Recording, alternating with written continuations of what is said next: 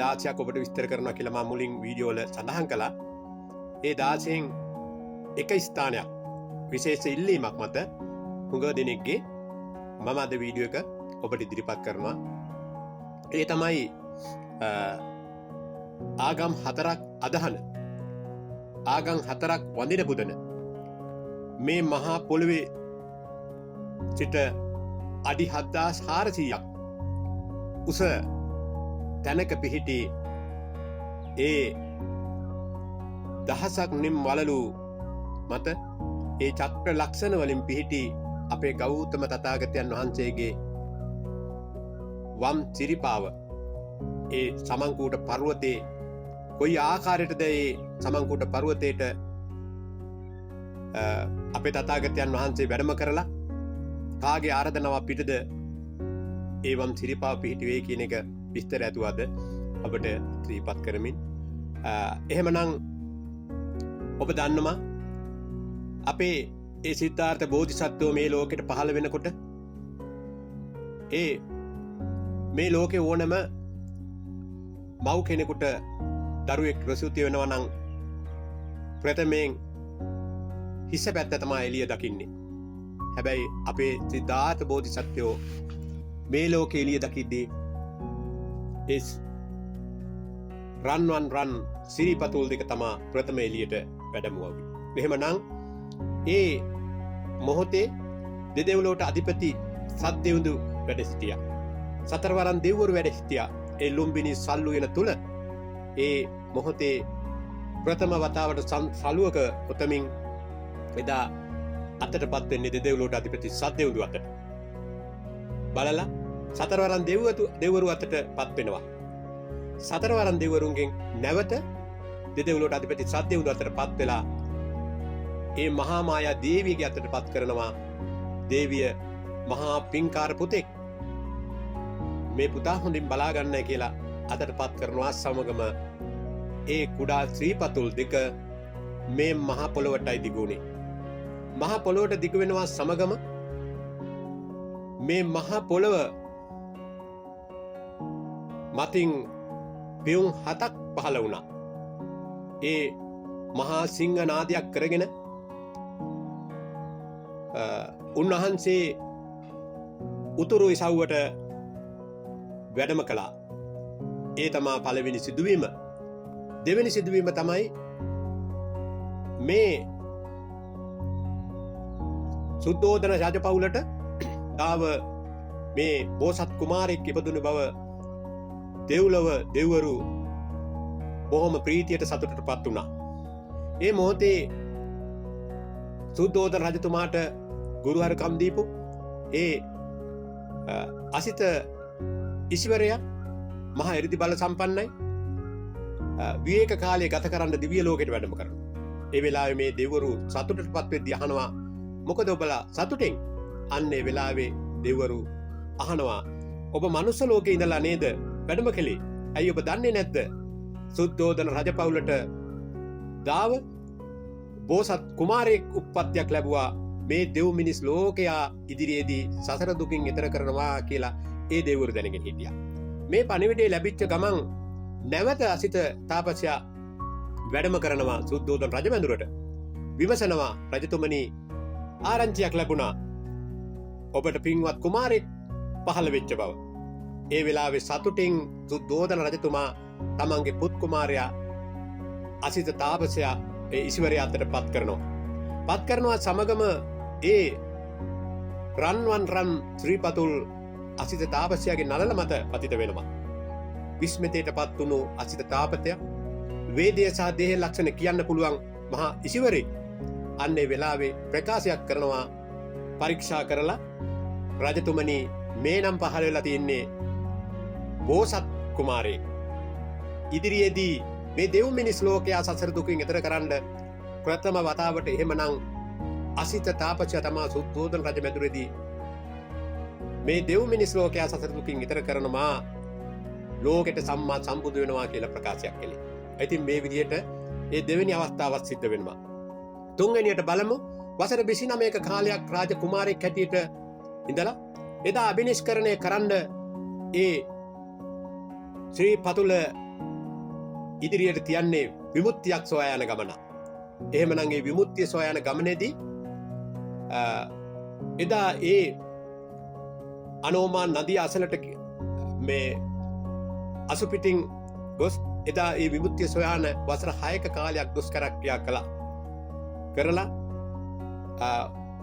උන්වහන්සේ සම්මා සම්බුද්ධත්වයට පත් වෙලා ප්‍රථම වතාවට ලංකා භූමිය අරමුණු කරගෙන මහියංගන ප්‍රදේශයට වැඩම කළා. දෙවෙනි වතාවට වසර 5කින් පස්සේ ඒ චුල්ලෝදර මහෝදර නාග දෙපොළක් අතර ඇතිවෙච්ච අර්බුදයක් විසඳා ගැනීම සඳහා නාගදීපයට වැඩම කළා. අන්නේ අවස්ථා දෙකම දැක්කා එදා ඒ කැලණි විමාන කරගෙන හිටපු මනුරක්කිත නාරජු ආරාධනාව කරනවා ස්වාමීනි භාග්‍යවතුන් වහන්සේ ඔබ ප්‍රථම වතාවට මා දැක්කේ මහියංගන ප්‍රදේශයේ. දෙවෙනි වතාවටත් මේ අපේ අය අතර මේ ගැටුමක් ඇති වෙලා විශාල ජීවිත හානියක් වෙන්න ගියා. ඔබ වහන්සේ වැඩම කරලා මේ අයට කරුණු කාරණා පහදලා දීලා මේක සමතේටපත් කළා. ස්වාමීනි භාග්‍යවතුන් වහන්සේ මම කැලණි අය විමාන කරගෙන රජකම් කරන්නේ. ඔබ වහන්සේ කැලණියට වැඩම කරන සේක්වා කියලා ආරාධනාව කළේ. නමුත් මේ ආරාධනාවට උන්වහන්සේ වැඩම කළේ නැහැ.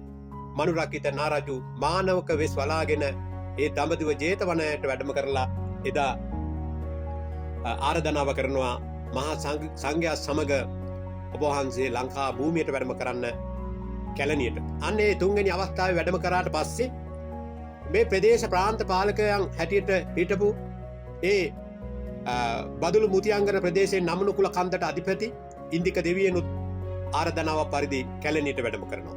එහෙමනම් රුහුණෙමුත් ඒ මහා සෙන් රජුත් ඒ ප්‍රාන්ත පාලකයන් වැඩම කරනවා. එදා ඒ සමන්කූට පර්වතය විමාන කරගෙන හිටපු සුමන සමන් දිව්‍ය රාජ්‍යත් වැඩම කරනවා. මේ විදිහට ප්‍රදේශ වලින් වැඩම කරපු මේ ප්‍රාන්ත පාලකයෝ එදා අපේ ගෞතම තථාගතයන් වහන්සේගේ ඒ කැලණි බිමේ ධර්මයක් ශ්‍රවණය කරලා මේ අය ඉල්ලීම් කරනවා ස්වාමීනි භාග්‍යවතුන් වහන්සේ ඔබ වහන්සේ අපේ ප්‍රදේශ වලටත් වැඩම කරන සේක්වා කියලා. ඒ ආරාධනාවක ප්‍රතිඵලයක් හැටියට සමන්කූට පර්වතයේ ඒ විමාන කරගෙන හිටියේ එදා ප්‍රථම වතාවට ලංකා භූමියට වැඩම කරපු අපේ තථාගතයන් වහන්සේගේ ධර්මයක් ශ්‍රවණය කරපු ඒ පෙරමුක සුමන සමන් පසු කාලීන සුමන සමන් දිව්‍ය රාජා නමට ඒ සමන්කූට පර්වතයේ විමාන කරගෙන හිටියා. අන්න ඒ වෙලාවේ මේ ආරාධනාව පිළිගත්තු අපේ ගෞතම තථාගතයන් වහන්සේ වරප්‍රමුඛ ඒ සාරිපුත්ත මොග්ගල්ලාන ඒ මහා 80 මහා ශාවක පිරිස ඒ සතිය ශාවක පිරිස සමග මේ 500ක් මහ රහතන් වහන්සේලා වරප්‍රමුඛ ඒ අද සමන්කූට පර්වතය ශ්‍රීපතුල පිහිටලා තියෙන ස්ථානට වැඩම කරනවා. මේ වෙලාවේ අන්න ඉල්ලීමක් කරනවා ස්වාමීනි භාග්‍යවතුන් වහන්සේ මම සමන්කූට පර්වතය විමාන කරගෙන ඉන්නේ. ඔබ වහන්සේ වැඩම කළාට පස්සේ අපිට වැඳ පුදා ගන්න යමක් දීලා යන්න. අන්න ඒ වෙලාවේ තමයි උන්වහන්සේ බැලුවා මේ අවුරුදු 5000ක කාලයක් පවතින මාගේ වම් සිරිපතුල ඒ කළු ගල් එනක අදිස්ථාන කරනවා. මේ ගල මත ඒ අදිස්ථානය මත සිද්ධ වෙනවා මට වගුරක් වාගේ ගල මෙලෙක් වෙලා ඒක ඉන්ද්‍රනීල මාණික්කයක් බවට පත් වෙලා අන්න ඉන්ද්‍රනීල මාණික්කයක් මත තමයි අපේ ගෞතම තථාගතයන් වහන්සේගේ ඒ වම් සිරිපාව පිහිටන්නේ. අදිස්ථාන කරලා පිහිටුවේ වසර 5000ක් යනකම් කිසිම අනතුරකට භාජනය වෙන්නේ නැහැ. ඒ පහුගිය අවාසනාවන්ත සිදුවීම වෙච්ච වෙලාවෙත් ලොකු විදියට අලාභානියකට පත් උනේ නැහැ. එහෙමනම් අන්න ඒ ප්‍රථම සිරිපතුල පිහිටවුවේ එදා අපේ තථාගතයන් වහන්සේ සමන්කූට පර්වතයේ. එහෙමනම් එදා ඒ විදියට පිහිටලා අද කෝටි සංඛ්‍යාවක් ගත්තොත් නිවැරදි වැඳ පුදාගෙන මේ අය සසර දුකින් එතර වෙච්ච අය අනන්තයි අප්‍රමාණයි. ඒක නිසා මම ඉල්ලීමක් කරන්නේ මේ පැහැදිලි කිරීමක් කරන්නේ මේක කොටස් දෙකකට තමයි මම නිකුත් කරන්න අදහස් කළේ. මොකද කාලය මදි. ඒ නිසා මම මේ පැහැදිලි කරන්නේ මේ ලංකාවාසී ඔබ සියලු දෙනාගෙන් ඉල්ලා සිටින්නේ මොන જાති අය වැඳුම් පුදුම් ලැබුවත් මේ ස්ථානය විනෝද ගමනක් විදියට නොසලකා ඒ වන්දනීය පූජනීය මහා ගරුතර මහා සංඝරත්නය වැඩම කරනවා දකින්නවා. ඒ වගේම වෙනත් අන්‍යාගම් අය මේ ස්ථානෙට යනවා දකින්නවා. මේ හැමෝගෙම මම ඉල්ලීමක් කරන්නේ මේක වන්දනා ගමනක් විදියට මේ උතුම් ස්ථානය වඳින්න පුදන්න. තමන්ගේ හිතේ තියෙන ඒ කරදර කම්කටොළු බාධක රැකී රක්ෂා අපල ප්‍රතිය දරු සම්පත් යම් බලාපොරොත්තු තියාගෙන මේ සුමන සමන් දිව්‍ය රාජයාගෙන් යම් දෙයක් ඉල්ලුවොත් ඔබට ලැබෙන්නේ නැහැ. මේ ලංකා භූමියේ ප්‍රථම වතාවට ඒ සත්කාය දිට්ඨි විචිකිච්ඡා සීලබ්බත පරාමාස කියන මේ ත්‍රිවිධ සංයෝග ඉවත් කරමින් මේ ගෞතම සම්බුද්ධ ශාසනයේ මේ ලංකා භූමියේ ඒ මයංගන පුදුමේදී ප්‍රථම වතාවට උතුම් සෝතාපන්න ඵලයටපත් වුණු සුමන සමන් දිව්‍ය රාජා ඔබට මට කාටත් එම ස්ථානයේ වදින පුදුන සියලු දෙනාට උන්වහන්සේගේ ආශිර්වාදය ලැබෙනවා. ඒක ඒකාන්තයි. ඒක නිසා සියලු දෙනා බොහොම වන්දනීය ගමනක් විදියට ඒ ගමන යන්න කියලා ඉල්ලීමක් කරමින් ඔබ සියලු දෙනාට තෙරුවන් සරණ ප්‍රාර්ථනා කරමින් මේකෙම අනිත් වීඩියෝව තවත් මේ ශ්‍රීපතුල් ස්ථාන 3ක පිහිටලා තියෙනවා. ඒ දේ විස්තර කරනකම් දෙවෙනි වීඩියෝ එනකම් ඔබ සියලු දෙනාගෙන් මම සමුගන්නවා. සියලු දෙනාටම තෙරුවන් සරණයි.